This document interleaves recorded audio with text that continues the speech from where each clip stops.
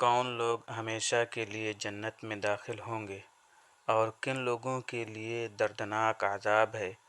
سورۃ النساء کی آیات 13 سے 18 تک میں اللہ خود اس کا فیصلہ بیان فرماتے ہیں۔ آئیے ان آیات کا ترجمہ اور پیغام سمجھیں۔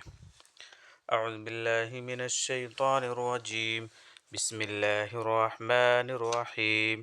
تلک حدود اللہ، یہ سب خداوندی ضابطے ہیں۔ ومن یطع اللہ ورسولہ یدخلہ جنات تجری من تحتها الانہار خالدین فیہا، اور جو کوئی اللہ اور اس کے رسول کی پوری اطاعت کرے گا، اللہ اسے بہشت کے باغوں میں داخل کرے گا جن کے نیچے ندیاں بہہ رہی ہوں گی۔ وذالک الفوز العظیم، ان میں وہ ہمیشہ ہمیش رہیں گے اور یہ بڑی کامیابی ہے۔ ومن یعص اللہ ورسولہ ویتعد حدودہ یدخلہ نارا خالدا فیہا، اور جو کوئی اللہ اور اس کے رسول کی نافرمانی کرے گا اور اس کے ضابطوں کے حدود سے باہر نکل جائے گا، اسے وہ دوزخ کی آگ میں داخل کرے گا، اس میں وہ ہمیشہ ہمیش پڑا رہے گا۔ وَلَهُ عَذَابٌ مُّهِينٌ، اور اسے ذلت دینے والا عذاب ہوگا۔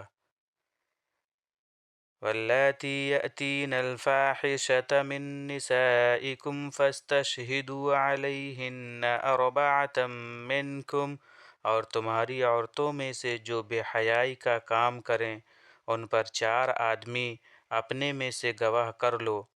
فَإِن شَهِدُوا فَأَمْسِكُوهُنَّ فِي الْبُيُوتِ حَتَّى يَتَوَفَّاهُنَّ الْمَوْتُ، سو اگر وہ گواہی دے دیں تو ان عورتوں کو گھروں کے اندر بند رکھو یہاں تک کہ موت ان کا خاتمہ کر دے۔ زنا کی ایک سزا ابتدائے اسلام میں عمر قید یا دائم الحبس تھی۔ فَأَمْسِكُوهُنَّ فِي الْبُيُوتِ یعنی گھروں کے اندر انہیں قید یا نظر بند کر دو۔ بعض ظالموں نے جو اس سے پردہ مراد لیا ہے، انہوں نے اپنی عقل و فہم پر ظلم کیا ہے۔ او یجعل اللہ لہن سبیلا، یا اللہ ان کے لیے کوئی اور راہ نکال دے۔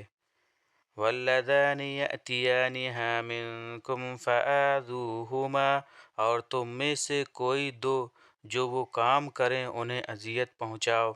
فإن تابا وأصلحا فأعرضوا عنہما، پھر اگر دونوں توبہ کر لیں اور اپنی اصلاح کر لیں تو ان سے تعرض نہ کرو۔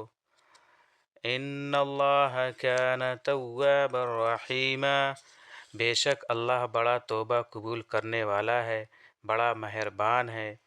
انما التوبة على الله للذين يعملون السوء بجهالة ثم يتوبون من قريب فأولئك يتوب الله عليهم، توبہ جس کا قبول کرنا اللہ کے ذمے ہے، وہ تو بس انہی لوگوں کی ہے جو بری حرکت نادانی سے کر بیٹھتے ہیں اور پھر قریب ہی وقت میں توبہ کر لیتے ہیں، ایسے ہی لوگوں کی توبہ اللہ قبول کرتا ہے۔ وَكَانَ اللَّهُ عَلِيمًا حَكِيمًا، اور اللہ بڑا علم والا ہے، بڑا حکمت والا ہے۔ وَلَيْسَتِ التَّوْبَةُ لِلَّذِينَ يَعْمَلُونَ السَّيِّئَاتِ، اور ایسے لوگوں کی توبہ نہیں ہے جو برابر گناہ کرتے رہیں۔